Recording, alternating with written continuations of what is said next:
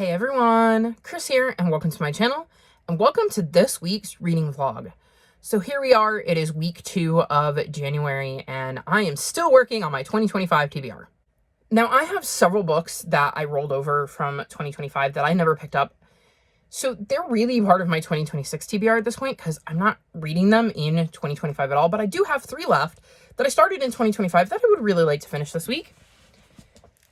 And that's these 3. These 2 over here are from Bugsy's Journey Through Time, and this one was, I think, my nonfiction for September, so I would really like to finish these this week. I have like less than 50 pages in this one. I have less than 100 pages in this one, and I don't even know with this one. Let's see. I'm on page 165 of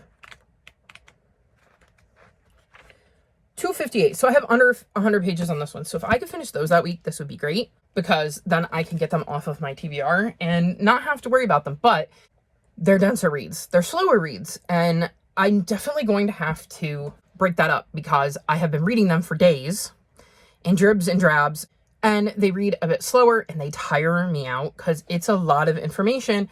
And I don't have audiobooks for any of them, so it's also a lot of physical reading, which with my allergies making my eyes burn sometimes can be hard. So I am definitely going to have to pick up some audiobooks. I don't know what though. I did finish Fool's Errand, so I could dive into The Golden Fool and just keep that momentum going. But I'm also tempted to read Of Blood and Fire and get the audiobook, which is an Audible exclusive because I do have a credit there, and start that because it's a over 500 page ebook, which means I might want to get a move on because I don't have a physical copy. I have an ebook copy, so I will probably get the audiobook for that to save my poor eyeballs because reading on screens is worse than reading physical books. The only books I can't touch are my Final Books Support Group TBR, and I should probably film that this week, and I need to film my top 5s for both in a series and standalone. I think I've decided. It was tricky. It was definitely tough. There were a couple of books where I was like waffling as to which one I wanted to be book number 5, so that was interesting. And now I just have to remind myself of the details. Not that I don't know the plot, but my whole thing is that I can pick up a book, and if I really loved it, I can tell you what happens. The problem is I might not remember the character's name, which are kind of important, and I have to jog my memory on what is spoiler and what is not, because I will definitely remember spoilers, but I have to remember how to describe the book in a way that is not spoiling anything for you. So I almost always go back and watch my vlog where I talk about it to jog my memory of what this book is about and how I talked about it without spoilers when I was completely immersed in the plot, because those details are nice and fresh. I don't know how people do it where they can just spit off what a book is about without having to think about it and do spoilers. Like, I can do it for Warriors, but I'm pretty sure a bunch of you can quote that Warriors is a series that follows forest cats who live in clans and have to try to coexist, because I've said that probably a bajillion times. So there's some books like that, or like Percy Jackson, Keeper of the Lost Cities, Nevermore, that I've read multiple times that I can do it, but a book I've only read once. And keep in mind, I read 650 books this year, and I know a few of the books I'm picking are from like the first 3 months of last year. Yeah, I've read 500 books since then. Do I remember the details of every book I read in the beginning of the year? No. Do I remember which books I really loved? Yes. But the details might be a little bit fuzzy, but I can look at them and go, oh, I really enjoyed that book. And I might even be able to tell you why, but it's probably spoilers. And I definitely, unless it's a series, like series I might do all right with character names, but even then it can be tricky. I sometimes also have this thing where I'll go, yeah, so this book follows so-and-so, and then I'll look at the book and that's the name of the author, not the name of the main character. I know that one of the books I considered was, it's actually sitting there. How hilarious. It's never been put away. Is The Dog Across the Lake. This was one I considered for my series. This is one of the ones I was waffling over, and it did not make it, but I did really enjoy this. And I cannot tell you what the character's name is. If I had to guess, I'd say Holly, but I'm not 100% sure. But I know she has pets named Trixie and Twinkle Toes. I remember the dog and the cat's name. Is her name Holly? Was I right? Yes! Go me! Her name is Holly. But sometimes I pick up the series and I don't remember her name, but I know always Trixie and Twinkle Toes. I know the Magical Cats Mystery Series is another one where I think the main character's name is Kathleen, again, could be wrong, but the cats' names are Hercules and Owen. So I think that's really, really interesting. Like, what details actually stick in my brain. So I have to refresh my memory on that. And that is going to be something I have to film tomorrow, because one of them needs to go out Friday. So I need to film it tomorrow so that I can edit and upload it for Friday. So wish me luck, y'all. I've got a lot on my plate. And I shouldn't, because I'm caught up. Like, the only thing I have that is filmed that needs to go out is the vlog I ended. Let's see, we're at 7.5 minutes. So 8 minutes ago. And then the only things I have left to film, in theory, for this month would be my 5 on Fridays. So I need to get a move on those. Although with my February anticipated releases, I like to wait in case I come across more. So that one I tend to push off because I'm still digging into books. I'm still looking for books. People might be posting Instagram posts about books coming out in February that will go, oh, I like that one. So I don't worry about that one as much. And then I want to do a chapter tag, and I haven't even thought about what books I might want to try for that. So that is going to be end of the month, Chris's problem. And then, like I said, I have to film my Final Book Support Group TBR, because that needs to come out before the 19th. So I got time. And then my December haul, but I'm still getting books from December, because I had a few credits on thrift books, like for free books that were running out. So I ordered books on Christmas and on New Year's Eve, I think is how it worked. So I'm still waiting for those to come in the mail. And the December Rainbow crate was delayed. So I think I'm going to be getting that soon. And I would like to include those books in my December haul if it's going to come soon. And yes, hello, Cielo. Hi. She's on the floor. She does not seem to be wanting to come up to say hi to you all, but she is here. So I can't film that until those get here. So I feel like I'm not doing bad. And now I've been running my mouth for almost 10 minutes. So I'm going to wrap this clip up here, because editing Chris is going to get really stressed if this is a very long vlog of me doing nothing but chatting at you and not talking about books. So I'm going to wrap this up. I'm going to go read something, and hopefully I will check back in with you in a few days and let you know that I filmed both of my top 5 books and my Final Book Support Group TBR, and I got last week's vlog edited, because that would be the goal. And maybe I've finished the 3 books I've rolled over from 2025. So fingers crossed I get all that done. And when I check in with you over the weekend, I can tell you that I've done all that. And I will see you then to give you that update.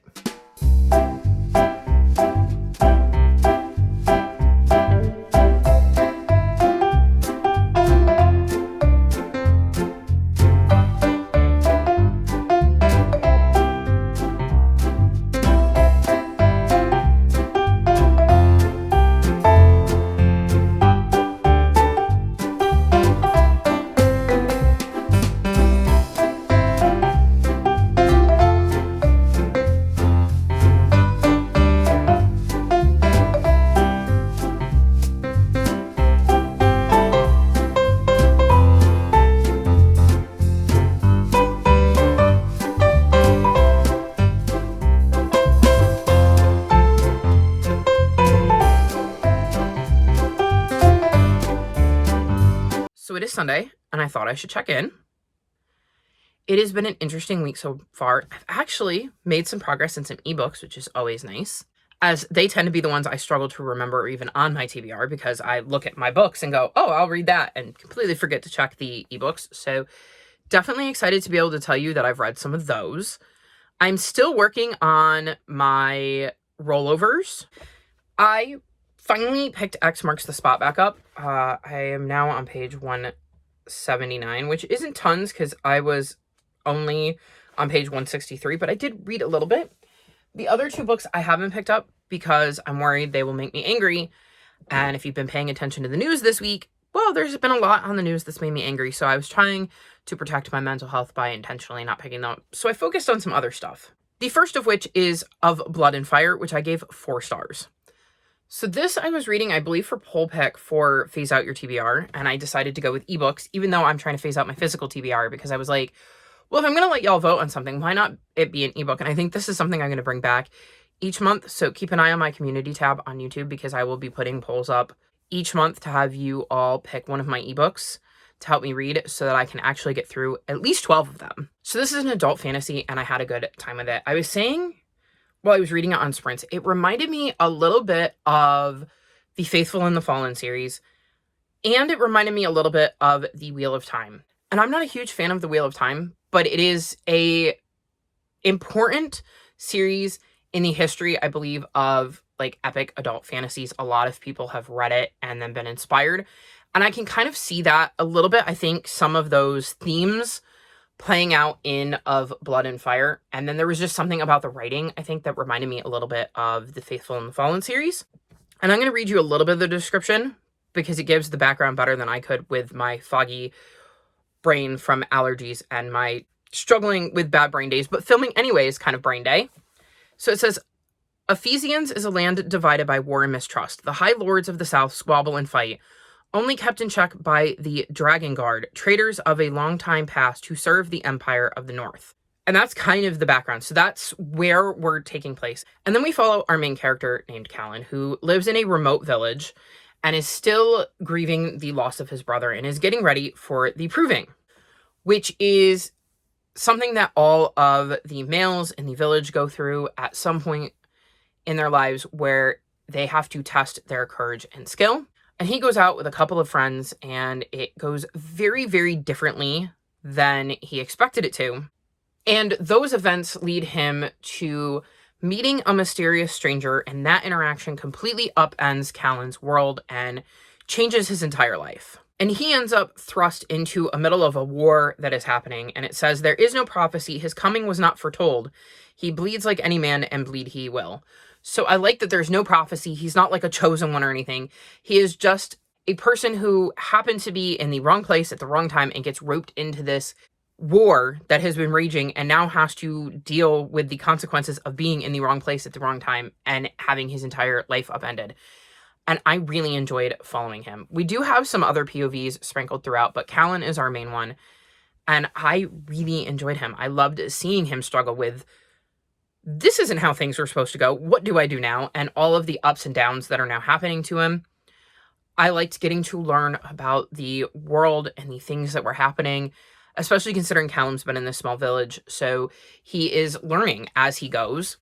This book definitely hooked me and kept me engaged. It wasn't my favorite, obviously, at 4 stars, but it is a series that I 100% want to continue and have added to my February TBR. So I will be continuing it next month because I did have a good time with this. And it feels like the type of series where if I don't keep reading it, I won't want to until I reread the first book, and I'd rather just keep going. So I thought it made the most sense to just add it to my February TBR and keep that momentum rolling. So expect me to read book 2 and the prequel actually in February, both of which are on my ebook TBR. So I would be knocking off a couple more ebooks, which is nice. Then I read The Undertaking of Heart and Mercy, and I gave this 2.75 stars. So I was reading this for the Buzz cover prompt of internal body parts because it has skeleton hands. And this is a book that's been on my TBR for a bit and always was like really intriguing to me. I thought it was supposed to be like a cozy fantasy romance, and it sort of is and sort of isn't. So this follows Mercy, who is running her family's undertaking business. And then you have Hart, who is a marshal and has been patrolling the strange and magical wilds of Tanria. And he sometimes has to bring bodies to Mercy, and they seem to rub each other wrong. And after one of these run-ins, Hart ends up writing a letter kind of to the void and just addresses it to a friend. And unbeknownst to him, the person who receives that letter is Mercy, and Mercy starts writing back. And they have this little correspondence where they start to get to know each other without realizing who they're talking to. And I thought the premises of this sounded really intriguing. So there were some things that intrigued me, like this magical land of Tanria and the, I guess you could say, like zombie-like creatures that were created because of the magic there. And the fantastical element of this world was intriguing to a point. I never really got attached to Hart or Mercy, and I did not like the writing. One, there was way more spicy scenes than I would ever want in a book. And the spicy scenes especially, I felt were very cringy. I'm not saying they would be to everyone, but for me, I would just sit there and cringe. I didn't like the way they were written at all, and I already struggle with those scenes anyways because they don't hold my interest. But just the choices that were made in the language really just did not click with me, and that dropped my rating down significantly. So I ended up not having a good time with this. Like I said, I didn't get attached to the characters. I wasn't into the relationship between our two main characters. I found what they were doing outside of their relationship to be the most interesting part, but that was less the focus than them building this relationship. And I wasn't into that, and I didn't like the writing, so I will not be continuing this series. This just was not a book for me. Then I read The Case of the Black Tulips, and I gave this 3.75 stars. This is a historical mystery, and we have two POVs. We have Catherine, who is trying to keep her house afloat after her father's disappearance a few years ago, and she receives a mysterious letter addressed to her father that seems to be slightly written in a bit of code, and it mentions black tulips. Our other POV is Connie, and she is more of an upper class woman, but is the oldest of her family's girls and hasn't found a husband to be. Her mom is very critical of her, but she's also described in a way where she doesn't necessarily fit the ideal look of a woman of her time.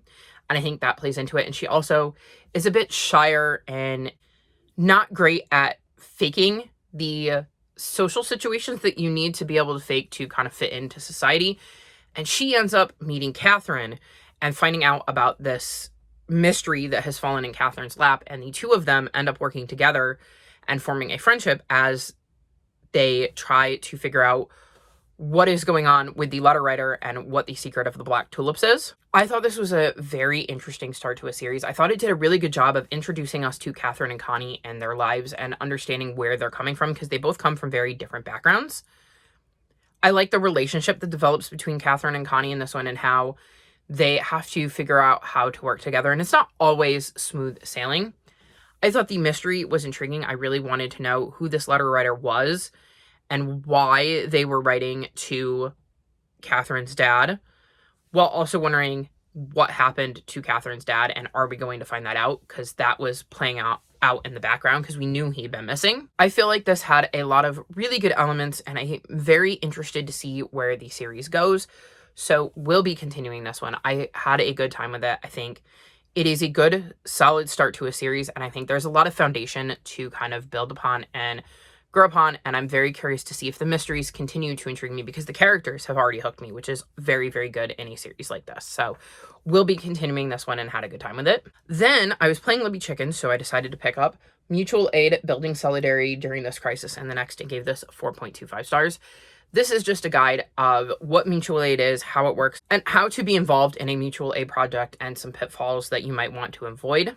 I thought this was super intriguing. There's a lot of stuff in there that feels very relevant to what's going on now. This was written in 2020, and there are a few lines in here that make me go, it's almost like the author saw this stuff coming, because it definitely feels even more relevant now than when it was written. I feel like this is a book I want to get a copy of, because I think it's something I need to refer back to and reread parts of to really have it stick, because I think there's a lot of information in here that could be very helpful to just my mindset, and reminding myself that there are people out there who are working together to help their neighbors and their communities, and are doing it just because it's the right thing to do. And so I thought this was a really good look at that. If you want to learn more about mutual aid and how it works and how to get involved in that, then this is a fantastic book to pick up. And then the last book I read was Vanilla Vendetta, and I gave this 3 stars. So this is the first book in the Mission Impossible series, and I was reading this because I own the first book in a spin-off series of this series, and so if I was going to read the spin-off series, I wanted to read this one first. And this follows Charlotte, who is a spy who is forced to go like underground because her ex-husband, who is also a spy, is out to get her.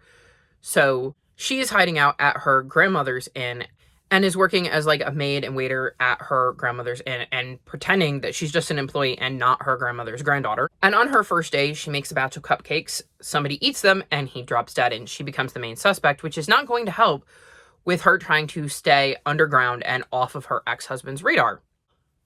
But she's also extremely bored at this inn, so she decides she's going to figure out who murdered this man, because going from being an ex-spy to a maid and waiter is not what she had planned for herself, and she's feeling, I think, very understimulated. So she gets involved in trying to figure out what actually happened.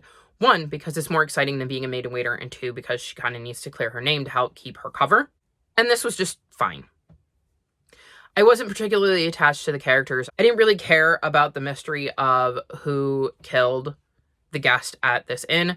I also wasn't quite sure why hiding out with her grandmother was a safe place for her to go because it's her ex-husband. So wouldn't you think her ex-husband would know where her grandmother is? But I guess not. So I was questioning that bit of logic. And this was, like I said, a perfectly fine book, but it's not a series that hooked me. The characters didn't hook me. The mystery didn't hook me. So I think this is a series I can easily walk away from. So 3 stars because it wasn't bad or anything. It just wasn't a book that really clicked with me and engaged me. So 3 stars I thought was fair. So in addition to X Marks the Spot, I made a little bit of progress in a couple of other books. The first is Cleaning Spells Before Courtship.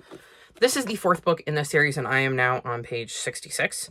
So a little bit of progress. I was listening to this last night for the last sprint that I did. And I'm excited to be back in this world. This is also on, I think, my Easy Board TBR for solid background. And I really enjoy these books. We're following 2 new characters who are related to the other characters we have met throughout the series. These are like companion novels. So very excited to continue this one. And then the other book I picked up is The Unwanteds by Lisa McMann. I am now on page 100 and I'm going to DNF this. So this is set in the town of Quill. And in Quill, when you turn 13, you are judged. You get sorted into categories. It says the strong, intelligent wanteds go to university, and the artistic unwanteds are set to their graves. And this starts on a day where we're having a purge, and we see twins get separated. Aaron is super hopeful he's going to be a wanted, whereas Alex was caught drawing with a stick in the dirt, so he's almost positive he's going to be an unwanted. And it says, when Alex and the other unwanteds face the Eliminators, they discover an eccentric magician named Mr. Today, and his hidden world that exists to save the condemned children. Arteme is a colorful place of talking statues, uncommon creatures, and artistic magic, where creativity is considered a gift and a weapon. And I was bored. This did not hook me in the slightest. I didn't really care about this hidden world that Alex finds out about once he gets labeled an unwanted. This 100% is a book I could put down, walk away from, and in 6 months look at, go, oh right, I was reading this, wasn't I? It just hasn't hooked me. And given that I've read 2 different series by Lisa McMann. One, I ended up DNFing because I didn't like the first book. The other was decent, but wasn't one that I would necessarily pick up now, knowing my reading taste. So I think given that this one has not managed to hook me in the first 100 pages, I think it's one I just want to walk away from. So we're going to DNF it and let it go because I just don't see it getting higher than a 3-star. And I've already read 1 3-star this week. I don't really want to read another. So that is the start to my week. I've read some ebooks, which I'm very happy about. I've unhauled some books that I'm not enjoying or a series I'm not enjoying, so that is also good. If you saw on Friday, I did a try a chapter tag, which also got me through some of my physical TBR, so also really nice there. So far, 2026 is shaping up to be a decent year reading-wise. I'm getting through some of my goals. I'm reading books on various TBRs, and I'm feeling good about things. Hopefully that trend continues, even though the rest of the world is a dumpster fire. And I get the feeling I may end up challenging that 650 books I read last year because I feel like this is going to be another year where I do nothing but escape into books. But that is my update as it stands. And I will check back in with you at the end of the week to let you know how the rest of my week went.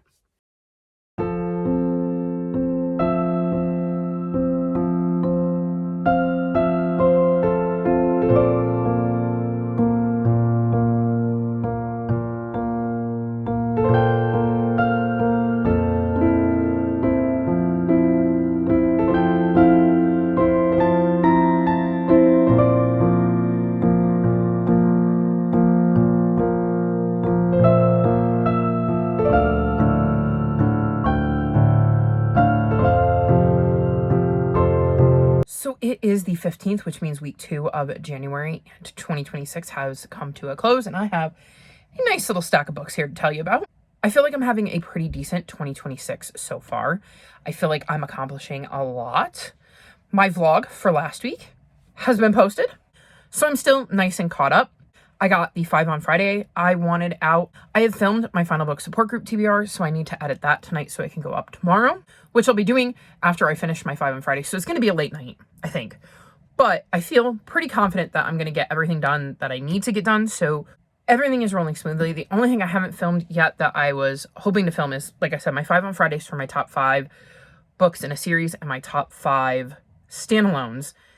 And then my December haul, because I'm waiting for my Rainbow Crate because there was a delay with that. So once that gets here, I can film my Rainbow Crate unboxing and then film my December haul. So I feel like I'm in a really good spot going into week 3 of January. So let's talk about the books that I got to in week 2. First up, I'm going to mention The Bridge Home. I ended up DNFing this. I believe I got to like page 58-ish. And this follows a young girl and her sister who end up running away from their home due to the fact that their father is abusive, and they end up on this bridge and they meet two boys who are also runaways who are now living on this bridge, and we're following their journey, and I just wasn't invested. There was nothing in it that was really hooking me. This feels like something where if I had done a try a chapter, I don't know that I would have kept it. And in 2026, with all of the goals that I have and all of the books I would like to read for my various challenges, not to mention all of the books I'm going to come across in 2026 that are going to sound exciting, I want to make sure that I'm DNFing books that aren't connecting with me, and this was definitely one of them, so I put this one down. I have started a couple of books. The first is The Moonflowers. I've only read the first chapter. This is a rollover from November. I hadn't started it, but it was on my Bugsy's Journey Through Time TBR, and I'm determined to get to all of those. What I would really like to do is finish all 40 prompts before Bugsy's Journey Through Time 2 in November. So on my original TBR, I had done a book for each and every person represented, either the nonfiction or the historical fiction prompts, and I'd had a pretty even mix. So the first thing I'm doing is finishing those up. Then I will see if I've read anything that would fit any of the other prompts, and if not, then add those in throughout the year. So I don't know anything about this, though I believe it has something to do with art, and I was reading it for Frida Kahlo. So we'll see where I end up with this one in the coming weeks. And then the other book I made progress on is tied to a book I finished. I am almost done with Hopper's Destiny. I'm on page 282, and I think it's just over 300 pages. So like I said, almost done with this one. But the book I finished was Mouse Heart, which is the first book in this series, and it was a reread. And I bumped my rating down from 4 to 3.5. And this series follows a mouse named Hopper who is living in a cage at a pet store with his sister Pinky and his brother Pup. And one day this boy comes in with a snake and is looking for food for his mice.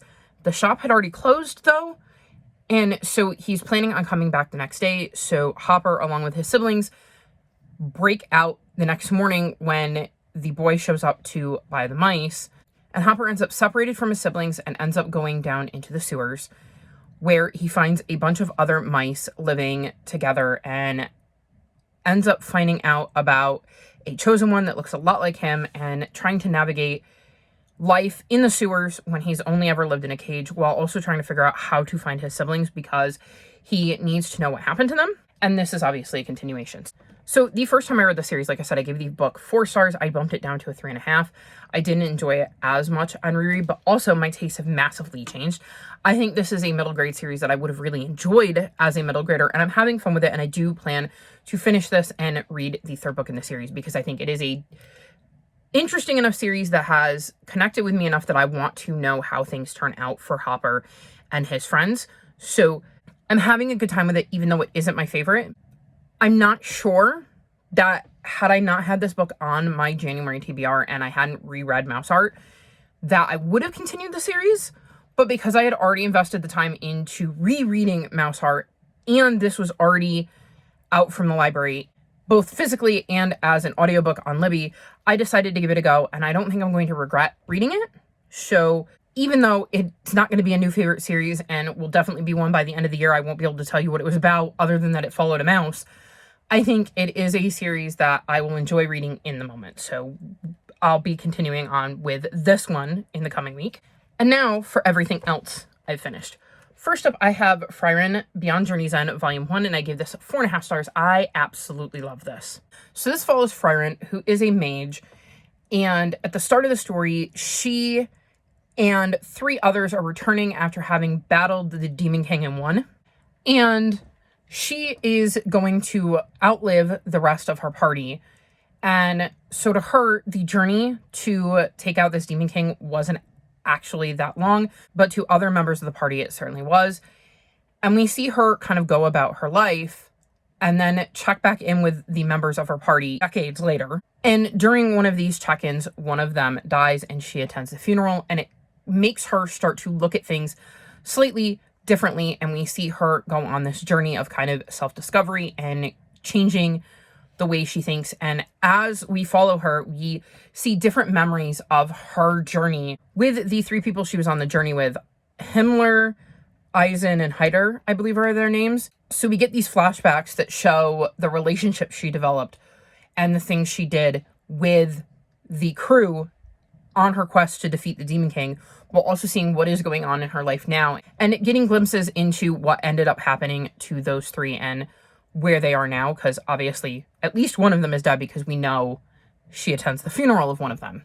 And I just got sucked in. I think what's really interesting about this book is how attached I have grown to her questmates, even though we didn't see them on the quest, and are only seeing them in glimpses and these flashbacks, and we're mostly focused on her journey in the present.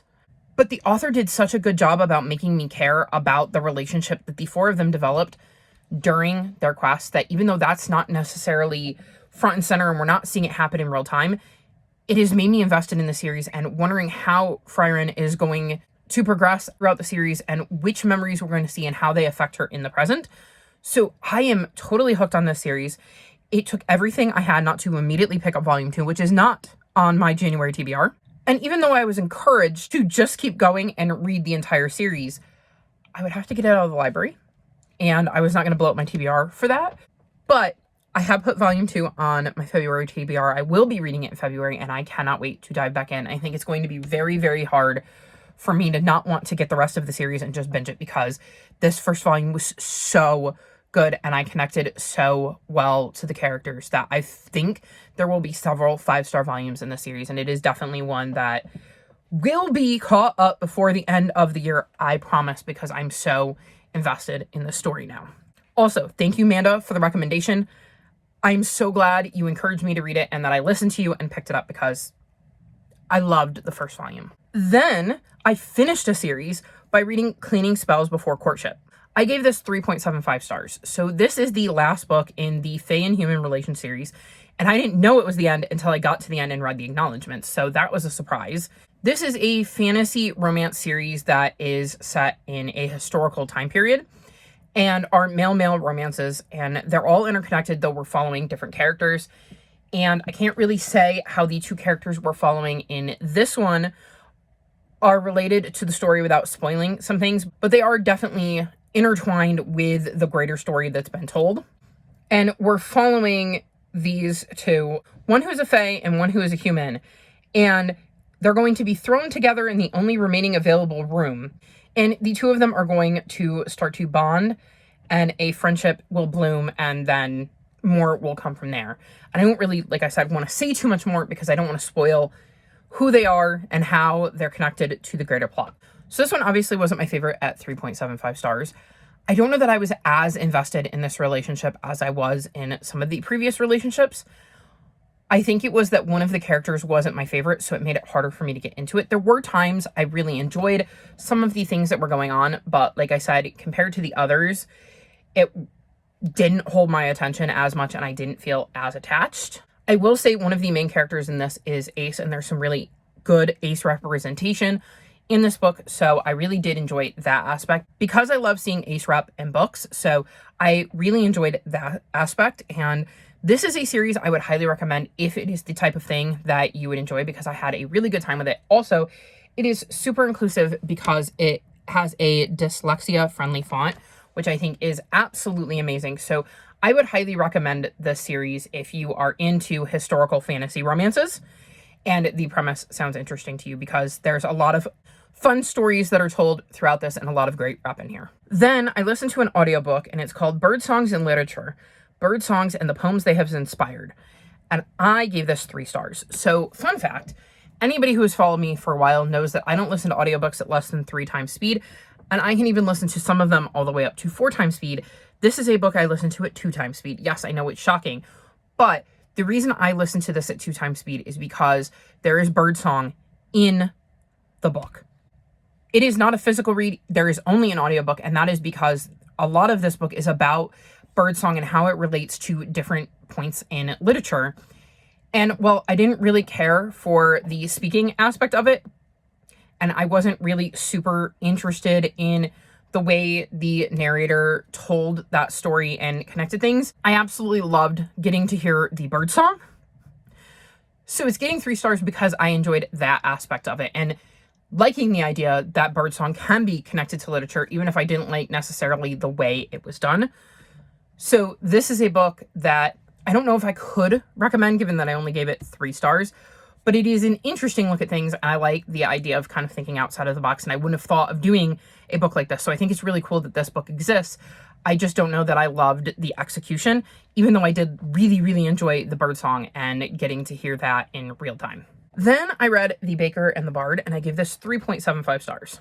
So this is a graphic novel, and it follows our main characters, Juniper and Hadley, who work at this bakery. So Juniper is the baker at this bakery, and Hadley is a bard who also does deliveries for the bakery. And one day this mysterious person shows up at the bakery and puts in this order. And the owner needs these specific mushrooms, but doesn't have time to go get them themselves.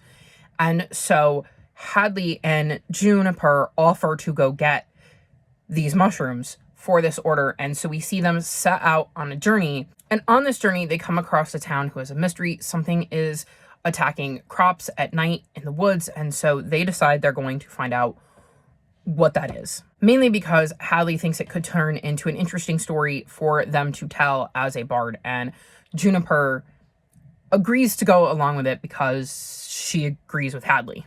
And so that is the basic story. It is very cozy. It's very low stakes. It is just this story of a journey between these two friends who are supposed to be getting mushrooms, run into a mystery, and get diverted and distracted by this mystery. I think the art style is interesting. I didn't have any complaints about that. I just wanted a little bit more. I think the fact that it was so low stakes, it didn't connect with me. Not that it can't be low stakes, because, for instance, I would compare it a little bit to the Tea Dragon Society in the fact that it is cute and cozy and there's not a huge, like, massive epic plot, but there is a story going on and there are definitely cute elements to it. I just don't know that I connected with it as much as I did with the Tea Dragon Society. So I think this is a decent debut. I definitely would want to read more from this author should they release more. It just wasn't everything I wanted it to be. Would recommend this, even though it is not a new favorite. And I think we might have company. You coming up? Come here. Come on. Well, come on.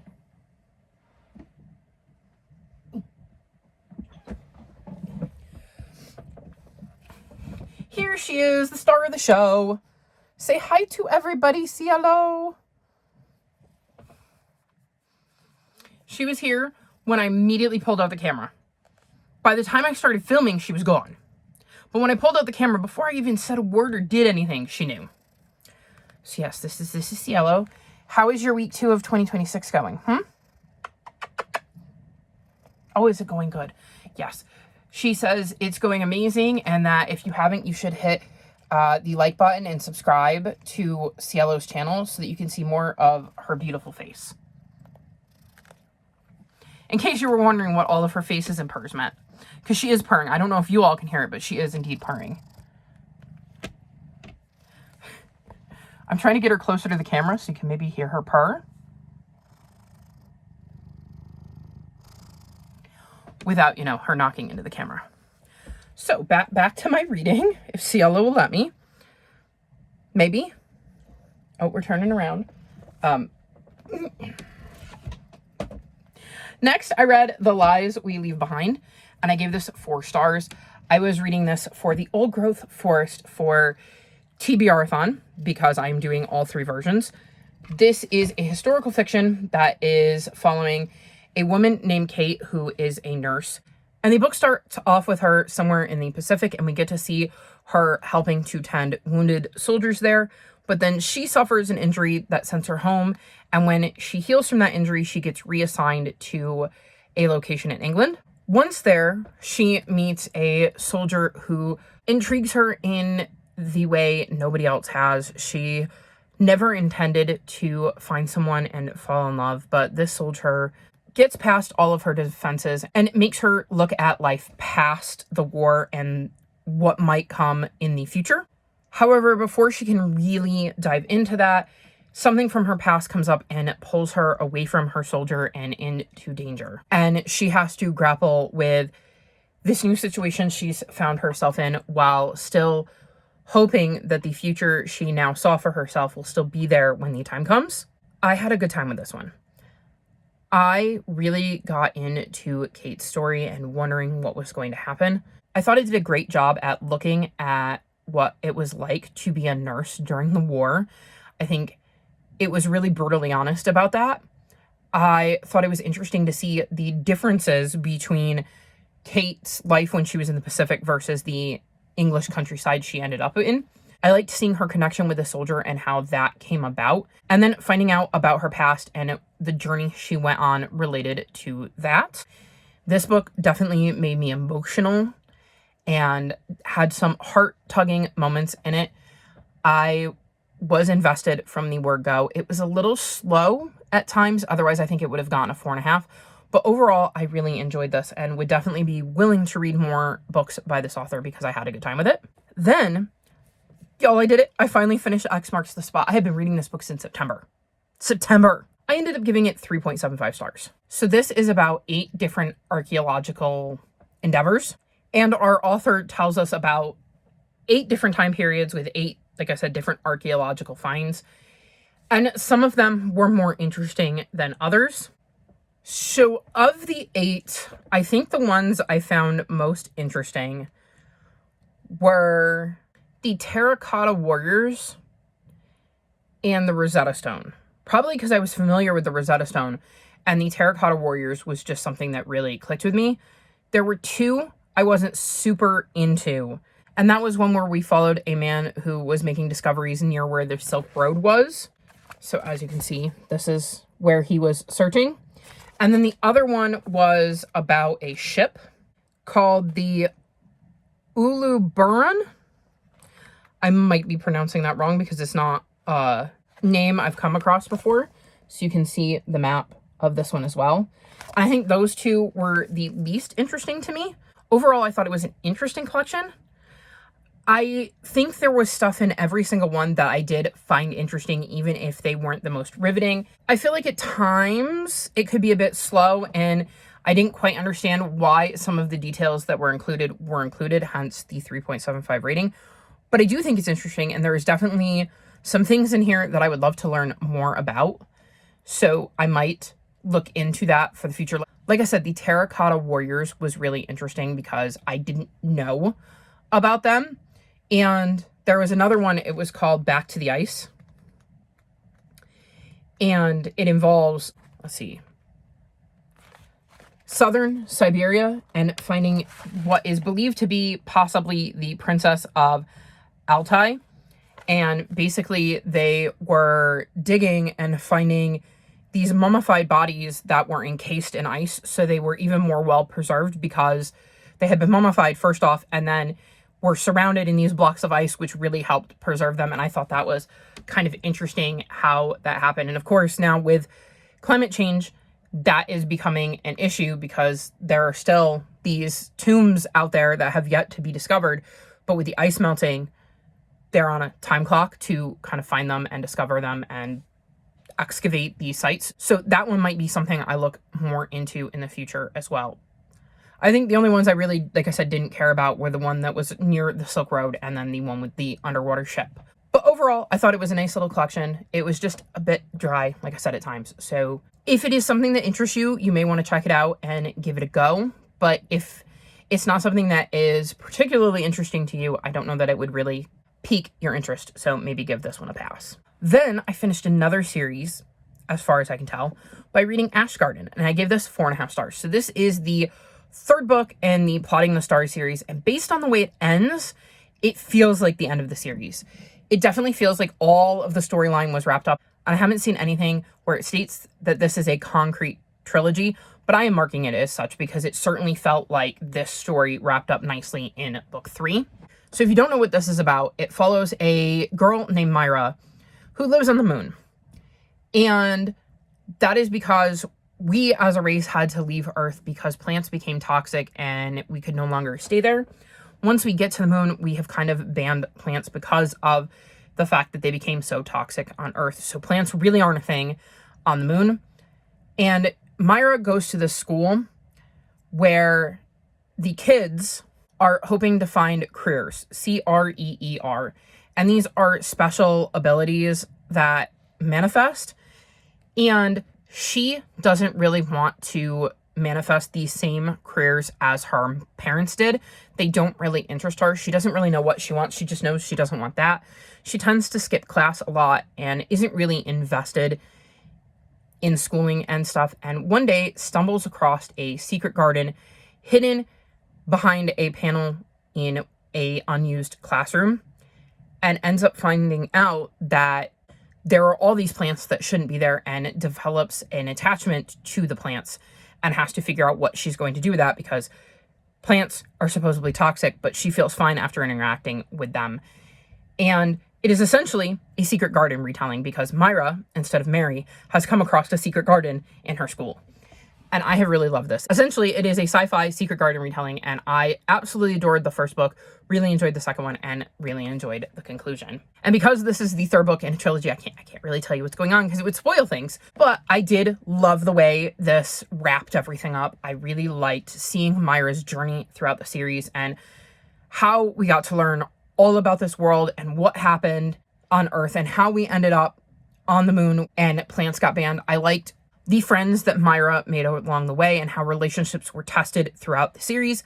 I think this is a fantastic middle grade series. If you like sci-fi, if you like retellings, and if you like The Secret Garden, this might be right up your alley. So would highly recommend this series if those are things you like, because I had a fantastic time with this one.